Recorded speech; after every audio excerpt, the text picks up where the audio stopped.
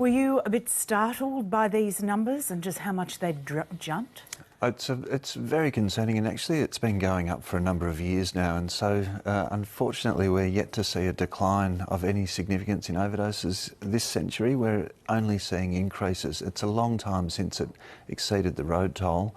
If we don't do anything, there's no reason why it won't continue to rise. What areas should concern governments and health authorities the most, looking at your report? Well, I think that idea in the road toll, which is that we should aim towards zero, should be the same principle in relation to overdoses. So the area that concerns us is that there's not enough emphasis on overdose. It's killing a lot of Australians. They're coming from regional and rural Australia more than the capital cities. They're in all age groups. They're across the socio-economic spectrum.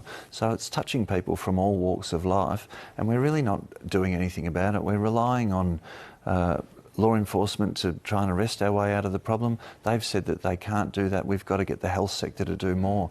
And so really the health sector's the best opportunity to intervene, and yet there's so many barriers and lack of access to proper health care for people with complex issues, one of which is unfortunately just naivety. There's not nearly enough community understanding of the risks, particularly in combination. So the combination of pharmaceutical opioids, for example, with benzodiazepines or sedative drugs in combination with alcohol, that's a real cocktail for disaster. Most people don't understand that.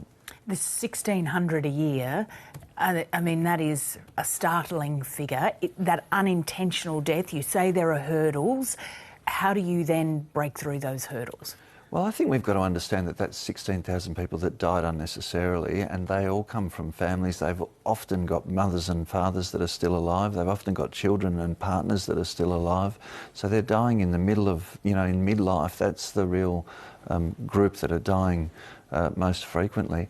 And so in the end, what do we do about that? Do we continue to ignore it, or do we improve access to drug treatment, improve access to proper pain care, improve access to the overdose reversal drug naloxone for opioid overdoses? Do we teach community members how to identify an overdose and respond in an emergency situation? I think we've got to do all of those things. It's an absolute tragedy that some people are dying of overdose. They're sleeping it off, in their family's words. They're snoring unusually, and actually that's a sign of an overdose. They should try and wake them up. If they can't wake them up, it's an emergency. But people don't even know the signs of overdose.